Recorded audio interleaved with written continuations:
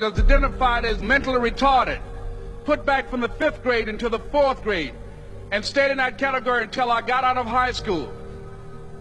I don't have any college training, but I met a high school teacher who one day changed my life. I was waiting on another student, and when he came in, he said to me, "Young man, go to the board and write what I'm about to tell you."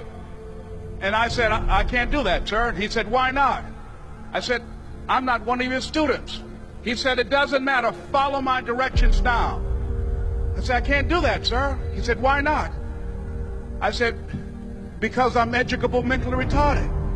And he came from behind his desk and he looked at me. He said, "Don't ever say that again. Someone's opinion of you does not have to become your reality." And as he talked, my heart began to beat fast. Tears began to run down my eyes, and I was in the back just listening to him, because the speech he was giving, that speech was for me. And he said, "Les Brown," he said, "if you want to do anything worthwhile in life, you've got to be hungry." I told Mr. Washington I wanted to become a disc jockey.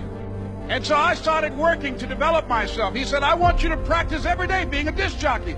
I said, "But I don't have any job now." He said, "It doesn't matter." He said that it's better to be prepared for an opportunity and not have one than to have an opportunity and not be prepared. And as I was working to develop myself, I applied for a job as a disc jockey, WMBM on Miami Beach. I went to a guy named Milton Butterball. I said, "How you doing, Mr. Butterball? I'd like to get a job as a disc jockey." He looked at me, he said, "You have any broadcast background?" I said, "No, sir, I don't." "You have any journalism background?" I said, "No, sir, I don't." He said, "We don't have any jobs available." I said, "Yes, sir."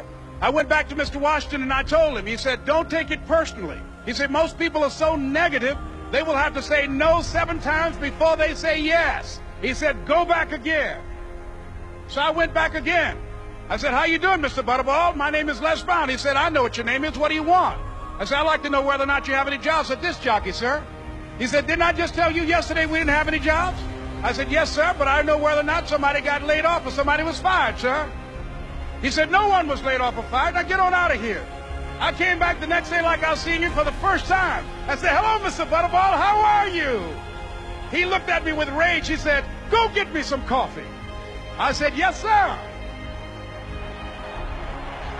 And I went to get him some coffee.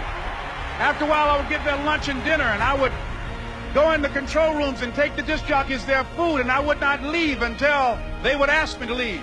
One Saturday afternoon, while I was at the radio station, a guy named Rock was drinking while he was on the air. I was the only one there, looking at him through the control room windows, walking back and forth, young, ready, and hungry. Pretty soon the phone rang, and it was the general manager. And I answered the phone. I said, "Hello?" He said, "Les, this is Mr. Klein." I said, "I know." He said, "Rock can't finish his program." I said, "I know." He said, "Would you call one of the other DJs in?" I said, "Yes, sir." I hung the phone up. I said, "Now he must think I'm crazy."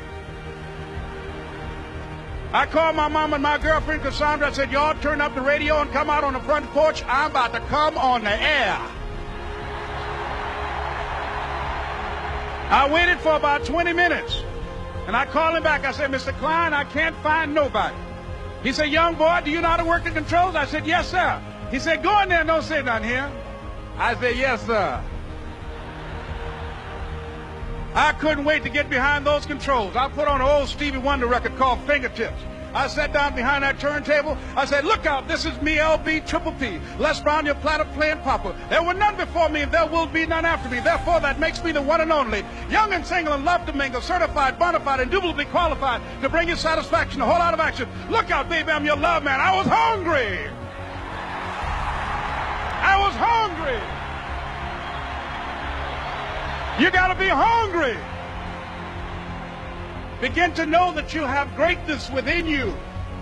And if just one of you here begin to envision yourselves as being blessed and highly favored to reach your goals, if just one of you capture the essence of what that means, that you have greatness within you and a responsibility to manifest that greatness, that you can make your parents proud, you can make your school proud, you can touch millions of people's lives And the world will never be the same again because you came this way. It was hard, ladies and gentlemen, coming to speak to people. And I was facing financial difficulties in my own life. I was behind on my bills and my dreams, and I'm saying to them, you can live your dream. It was hard, ladies and gentlemen. It was very difficult to pick myself up each day believing that I could do it. There were times that I doubted myself.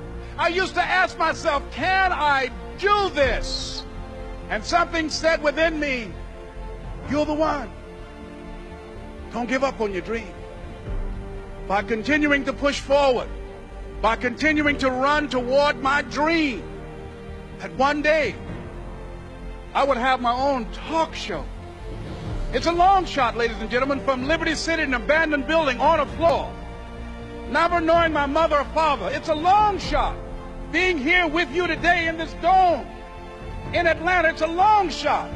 No college training, labeled educable, mentally retarded, but I kept running toward my dream. Don't stop. Don't stop running toward your dream.